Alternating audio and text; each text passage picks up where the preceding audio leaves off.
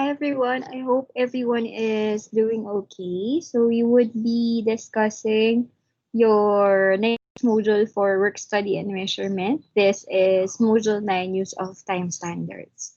So this actually is discussed after every thing has been discussed with regards to time standards. We have to recap, we have already discussed the manual direct time study wherein you are gathering the time using stopwatch. Okay.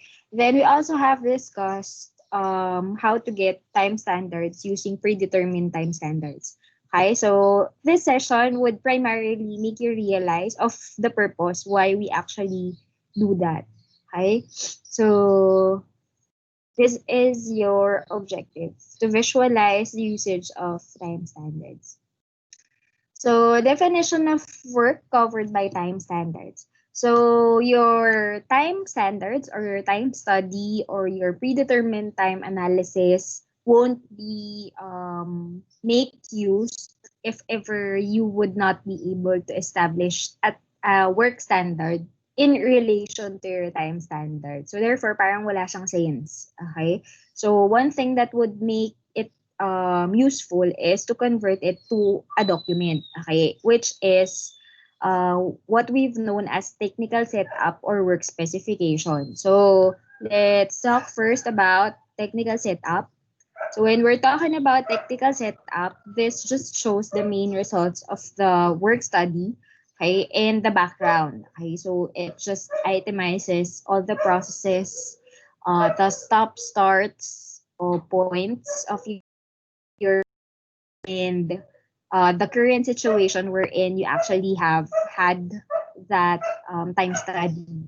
Okay, so technically it's a document that would explain how you were able to derive the time standards and what are the time standards established, the computations, the calculations, and so on. So it's compiled before it was compiled manually as in document books. Okay, though by practice, we are doing that. But nowadays, some companies tend to have it in Excel formats and then upload it into their drive. Okay, so some of the items included or attachments in the technical setup includes these items.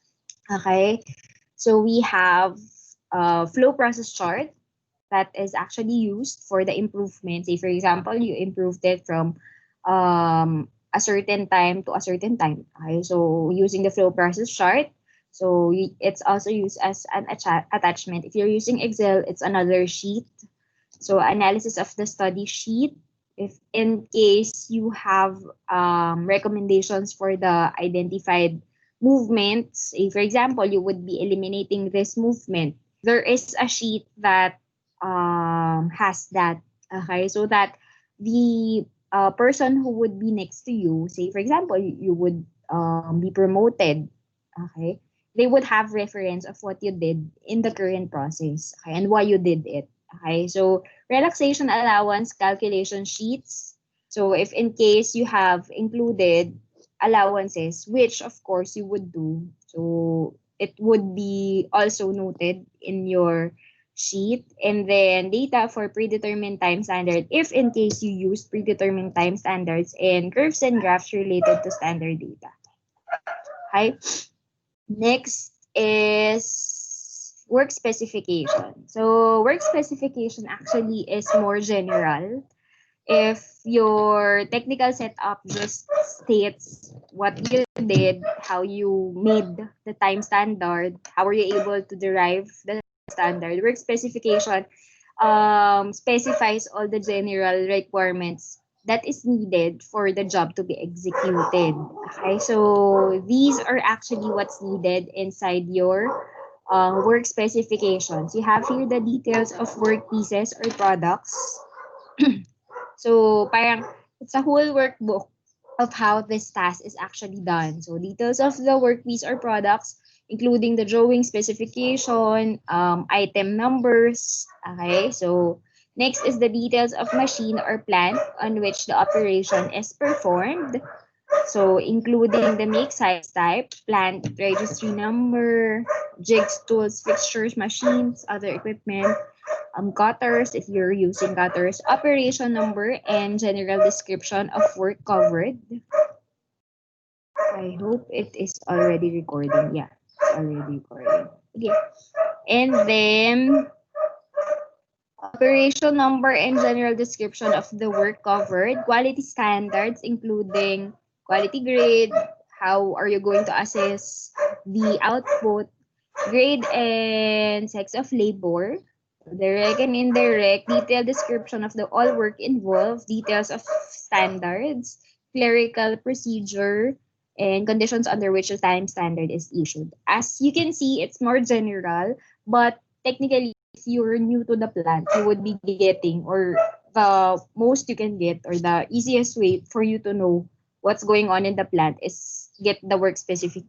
Okay? Because the work specification has it all, or provides all the data that is needed for you to understand what is happening, where, how does everything go, what, how do we do this, how we do that, how do we do that, and so on. Okay.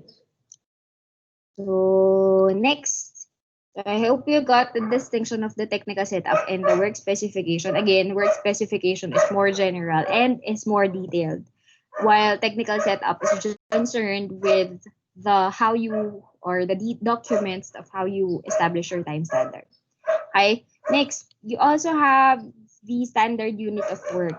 Okay. So normally when you would be able to establish your standard time, you would also be able to identify the standard units of work. Meaning you would have, you are the source of the units per hour, how many units per hour are produced. You're the basis of the capacity of the plant. Okay, so you would be hearing UPH, sa iba kasi units per hour. Yung iba naman ay items per hour. Okay, in hourly basis, ilan yung mailalabas natin sa plant. So yun, yung iba naman in minutes. Okay, kung medyo mabilis talaga yung process. So yun, sa inyo lahat manggagaling yun. Kumbaga, the management would be referring to your plan as the capacity of the plant. Okay, meaning, sa'yo nakabase, based dun sa study mo, sa'yo nakabase kung ilan yung magiging output ng planta. Therefore, sa'yo nakabase kung ilan yung magiging profit ng planta. Okay? So, that's all based on your standard plan or standard unit of work.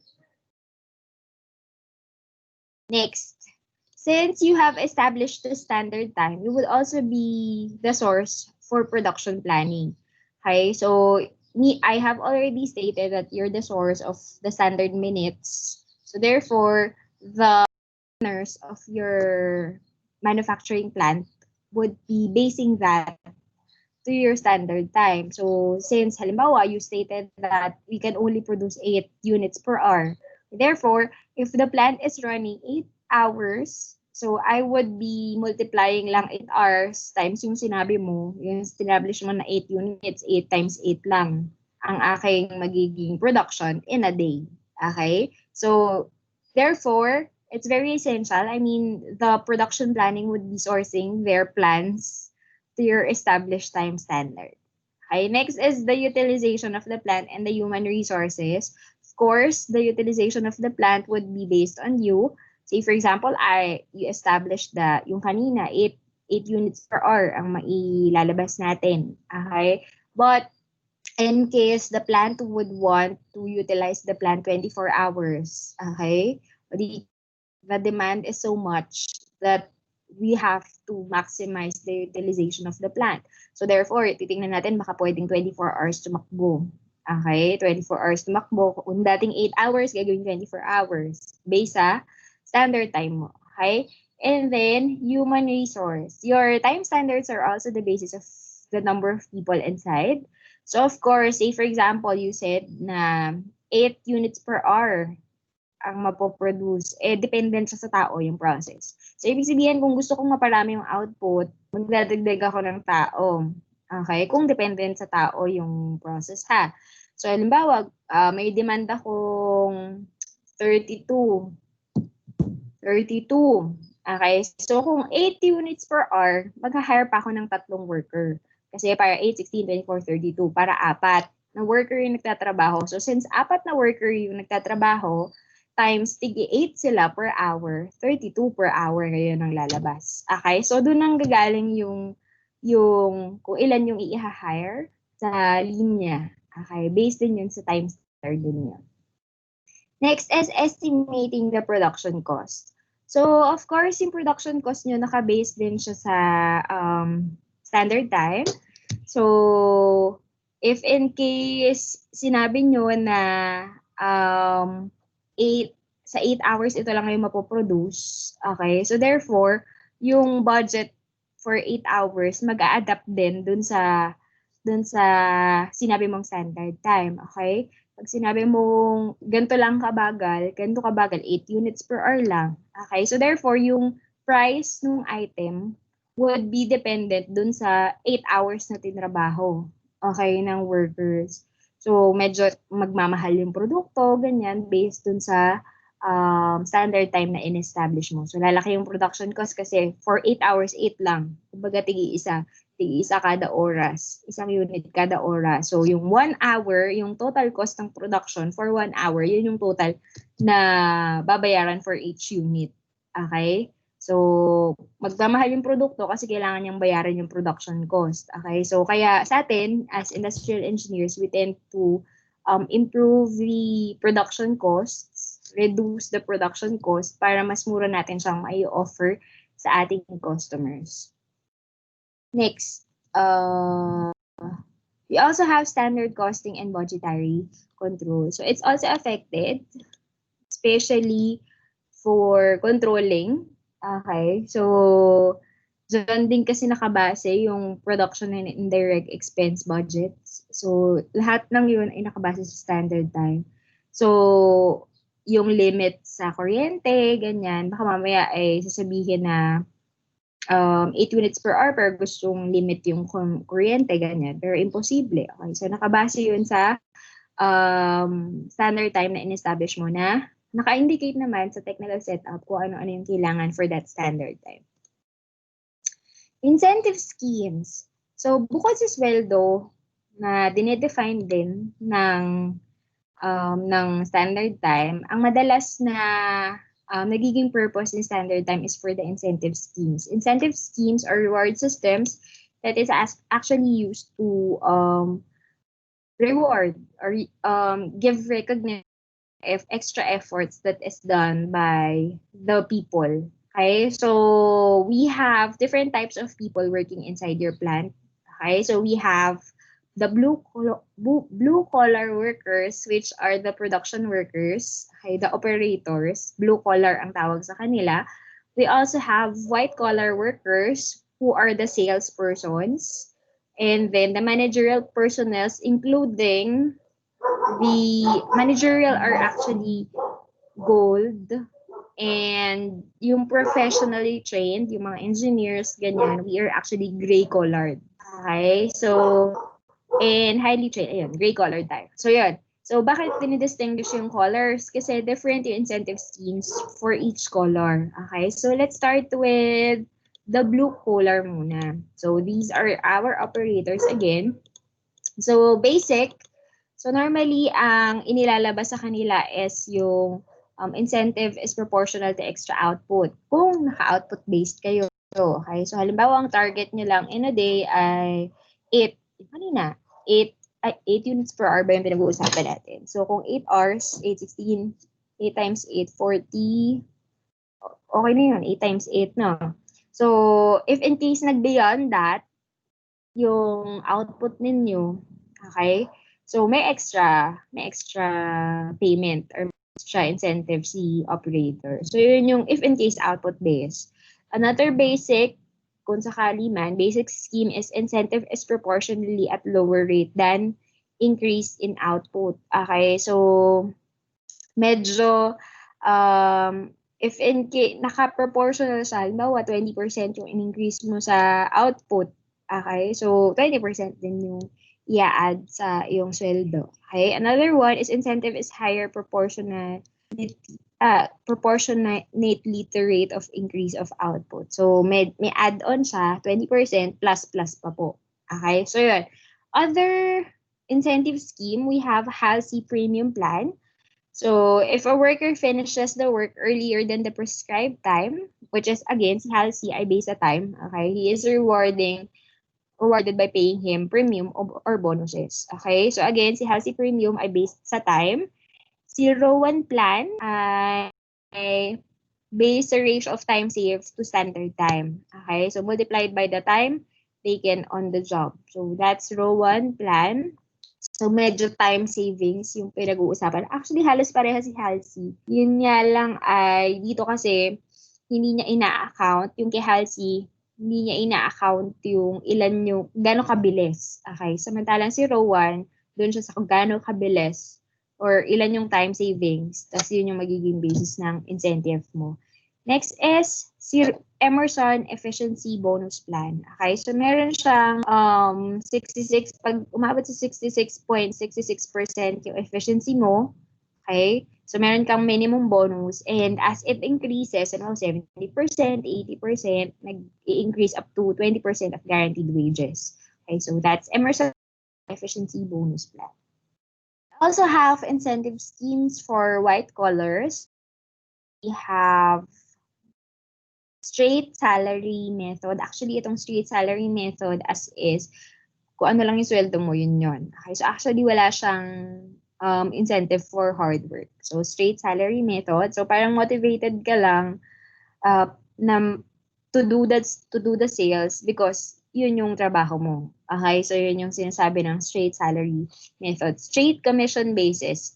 So, this naman, so the salesperson motivated to sell more because their salaries would be based on commissions. So meaning, no sales, no commissions. Okay, so that's why they tend to gear down dun sa kailangan makabenta ng marami. Okay. We also have the combination. So ito yung meron silang monthly plus pag may extra silang plus kada sale, kada benta nila ng unit, meron ding additional incentive. Okay? So, ito yung mga current scenario sa mga sa kotse, sa sasakyan, ganyan. Ganyan yung mga nangyayari. Combination incentive scheme.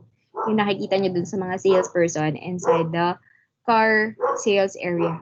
Okay, so meron silang monthly and then merong additional na commissions per car sold. Next is the gray and gold collar. Okay, gray and gold collar. Si Gray again, si Gray ay tayong mga professionals. Yung lahat ng professional trained, may degree, ganyan. Gray collared tayo. And si gold collar, sila naman yung managers ng inyong planta. Okay? So, performance bonuses of some kind are the most frequently used incentive plans for management and exemplary employees. So, normally, actually, kasama na agad yun sa sweldo yung incentive scheme for especially for gold collar yung meron na agad gas allowance para as in para talagang ma-motivate ka to work, merong leisure allowance. Okay, so yun, nilalagay agad yun para sa gold collar. Yung iba naman depende sa performance. Itong management contribution at the year end. Okay, so depende sa performance every year you would be evaluated sa iyong performance and then kung gaano kataas yung rate, ganoon din kataas yung magiging incentive mo o ganun. Kaya it's either lalagyan ka ng additional na sahod or tataasan yung incentive mo or additional payout mo, okay, or bonus mo, okay? So either of the two, o di kaya yung iba namang kumpanya kung sobrang generous ka, both tinataasan ng sweldo ng extreme tapos nilalagyan pa ng bonus. Okay, so part yon ng incentive for the gray and gold collars. Okay, so pwedeng through bonuses or through increase in salary, plus pa dun sa other benefits that they have, which is yung mga gas allowance, leisure allowance, car allowance, ganyan. Entertainment allowance, may mga ganon para sa mga executives or sa gray and gold collar employees. Questions. Hi, Chris Celine. Hello po, Miss. Thank you for attending. Though naka-record naman siya, pero thank you for attending. Question, anong inabot mo? Miss, yung dulo na po. Ngayon ko lang Okay, po kasi nakita. Babalikan ko na lang okay lang. po yung record. Okay lang naman. Sige, sige. Alamang wala kang question na kasi hindi mo siya Wala nakita in po. the... Apo, yung insurance lang po yung gold at saka yung ano lang. Sige na Babalikan ko lang. na lang po, Miss. Okay lang naman. Sige. Opo. Salamat for okay. Miss, yung So, yung iba ko po kasing mga classmate, yung iba po na wala pa pong kuryente, Miss.